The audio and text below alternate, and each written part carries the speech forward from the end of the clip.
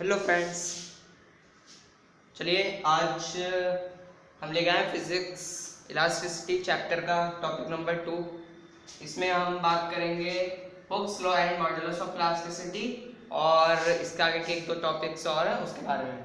ठीक है, तो पहले वीडियो में आपने देखा होगा deforming force, rigid body, stress, strain, elasticity, इसके बारे में बात करी थी हमने। इसमें हम Hooke's law and modulus of elasticity के बारे में बात करेंगे।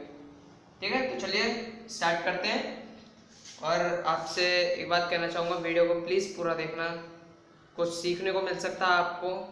ठीक है, चलिए देखिए।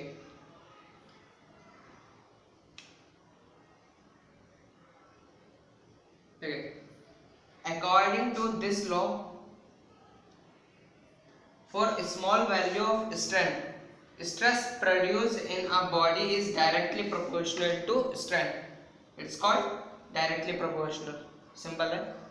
ठीक है, इस लॉ का मतलब क्या है? ये बहुत ज़्यादा एक्सपेरिमेंट्स के बाद बताया गया था। इस लॉ को डिफाइन किया गया था, इसको रॉबर्ट हुक नाम के साइंटिस्ट ने डिफाइन किया था।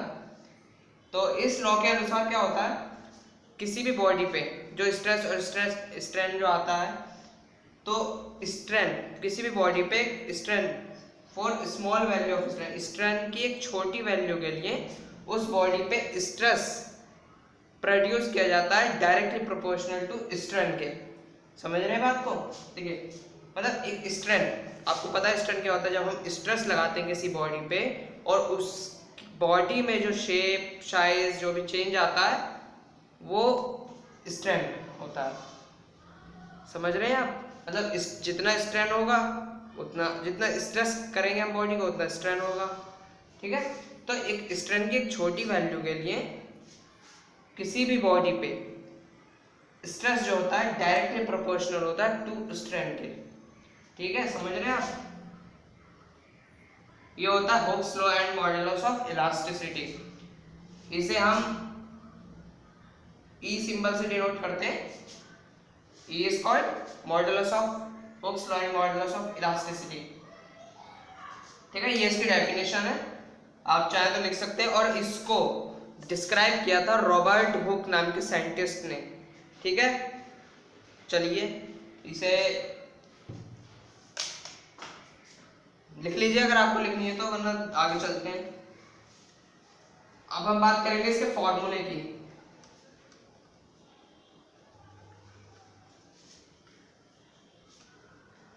अच्छा, ठीक है, इसमें क्या होता है, स्ट्रेस जो होता है डायरेक्टली प्रोपोर्शनल होता है स्ट्रेन की। ठीक है, मतलब ई देखो, स्ट्रेस अपॉन स्ट्रेन इक्वल ई। ई का मतलब Hooke's law and modulus of elasticity, और ये जो होती है इनके लिए कांस्टेंट होती है। समझ रहे? अगर देखें किसी भी बॉडी या किसी भी मटेरियल की ई वैल्यू ज्यादा है, ग्रेटर देन है, तो इसका मतलब वो मटेरियल या बॉडी जो भी होगा वो ज्यादा इलास्टिक होगा। इलास्टिक का मतलब देखिए, इलास्टिक का मतलब क्या होता है? इलास्टिक का मतलब होता है आप किसी भी चीज को खींचते हैं। ठीक है, जैसे आपने एक बॉल लिया, एग्जांपल समझिए, एक बॉल लिया आपने उस बॉल को एक कांस्टेंट मतलब एनर्जी के साथ आपने नीचे छोड़ा, तो क्या होगा, वो बॉल उसी एनर्जी से वापस आएगा। तो इसका मतलब आप देखिए, किसी भी बॉडी को आप खींचते हैं तो आप उसको एक लिमिट पॉइंट तक खींचेंगे, तो वो बॉडी, अगर आप उस पॉइंट पे उस बॉडी को छोड़ेंगे तो वो अपनी ओरिजिनल शेप पे आ जाएगा। इस पे देखा होगा आपने, एक बहुत बढ़िया एग्जांपल है इसके लिए स्प्रिंग का। स्प्रिंग क्या होती है? आप उसको खींचते हैं, थोड़ा खींचा, उससे ज़्यादा खींचा, अगर आपने उसकी लिमिट से ज़्यादा खींच दिया तो उसका क्या होगा, शेप चेंज हो जाएगा। और अगर आपने लिमिट तक खींचा तो वो थोड़ी देर बाद झुनझुन करता हुआ अपनी एक ओरिजिनल पोजीशन पे आ जाएगा।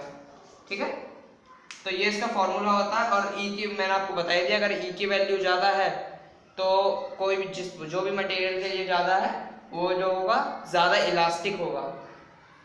ठीक है, चलिए अब आगे बढ़ते हैं। अब दूसरा देखेंगे, यंग मॉडुलस ऑफ इलास्टिसिटी। ठीक है, देख लीजिए। और कुछ अगर आपको प्रॉब्लम्स आती हैं इस चीज़ के बारे में कि मतलब आपको कोई वर्ड समझ नहीं आता है या फिर मैं बताना भूल जाता हूँ वीडियो में, तो आप कमेंट्स कर सकते हैं उस वर्ड के लिए। ठीक है, आगे बढ़ते हैं।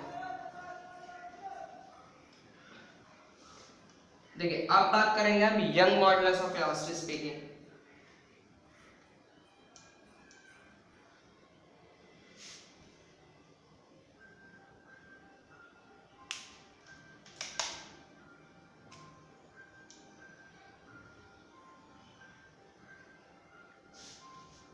Young's modulus of elasticity.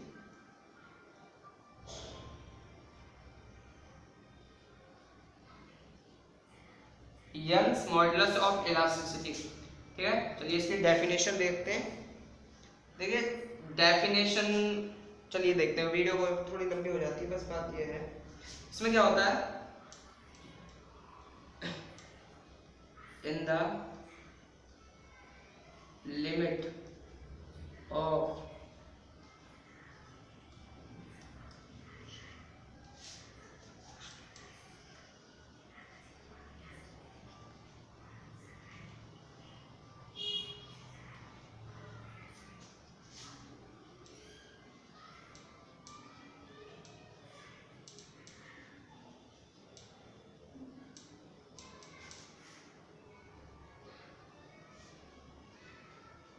देखिए डेफिनेशन जो है मुझे याद नहीं है, मैं बुक से लिख रहा हूँ, इसलिए आप ये मत सोचिएगा कि मैं बार बार क्या देख रहा हूँ नीचे।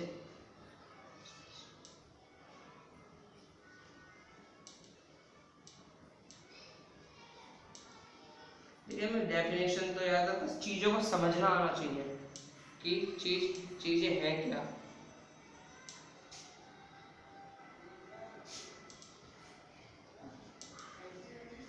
मेरे YouTube पे भी 3 वीडियो अपलोड किए मैंने, नया चैनल भी शुरू किया है, तो प्लीज़ फ्रेंड्स सपोर्ट कीजिएगा।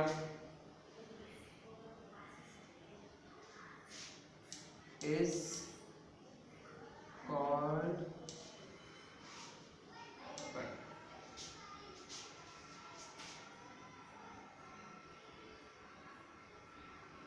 देखिए इसमें क्या होता है, इसे जो है हम यंग मॉडुलस ऑफ इलास्टिसिटी को हम इस सिंबल से, वाई सिंबल से डिनोट करते हैं। इसमें क्या होता है, देखिए in the limit of proportionality, एक लिमिट में, प्रोपोर्शनैलिटी की लिमिट में ratio of longitudinal stress to longitudinal strength produced in a body is called Young modulus of elasticity. इसे मैंने वाई से लिखा है, समझ जाइएगा। ठीक है, सबसे पहले आप बात समझिए, लॉन्गिट्यूडिनल स्ट्रेंथ क्या होता है। लॉन्गिट्यूडिनल स्ट्रेंथ, देखिए लॉन्गिट्यूडिनल स्ट्रेंथ क्या होता है, सॉरी स्ट्रेस। देखिए इसे भी एक एग्जांपल से समझते हैं। यहाँ देखिए, यहाँ फोकस कीजिएगा। हमारी एक ये बॉडी है, ठीक है, इसकी लेंथ है L, इस पे हमने स्ट्रेस लगाया, स्ट्रेस हमने लगाया यहाँ पे। ठीक है, कुछ टाइम बाद इस बॉडी का शेप ये हो गया। ठीक है, तो इसमें इसकी लेंथ अब क्या होगी, इसकी लेंथ होगी L प्लस, इसकी लेंथ में चेंज भी आया ना, L प्लस डेल्टा L। ठीक है, क्योंकि ये शेप इतना था, अब ये इतना हो गया, तो इसे हम कहते हैं लॉन्गिट्यूडिनल स्ट्रेस, उसकी लेंथ में चेंज आना। ठीक है, किसी भी बॉडी के लेंथ में चेंज आना, उसे हम कहते हैं लॉन्गिट्यूडिनल स्ट्रेस। समझ रहे हैं बात को? चलिए अच्छी बात है, समझ रहे हैं बात को, तो हमारा काम ही आपको समझाना है। और लॉन्गिट्यूडिनल स्ट्रेस मतलब, देखिए लॉन्गिट्यूडिनल स्ट्रेस का मतलब खींचना, लॉन्गिट्यूडिनल स्ट्रेस में जो उसमें चेंज आया है।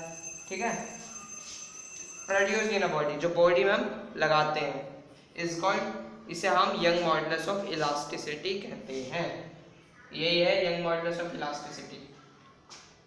मतलब इसमें क्या होता है, लॉन्गिट्यूडनल स्ट्रेस और लॉन्गिट्यूडनल स्ट्रेन का रेशियो होता है, रेशियो। ठीक है, चलिए इसके फॉर्मूले पे बात करते हैं हम। डेफिनेशन तो हो गया, आप लिख सकते हैं अगर लिखना हो तो आपको। चलिए डेफिनेशन तो हो गया, फॉर्मूले पे बात करते हैं। फॉर्मूला क्या है इसका? फॉर्मूले को थोड़ा अच्छे से डिस्क्राइब करेंगे, इसे मिटा देते हैं। ठीक है, चलिए आगे बढ़ते हैं। बोर्ड लिखते लिखते भी काला हो गया, क्या करें भाई, पढ़ाई करनी है तो लिखना भी पड़ेगा।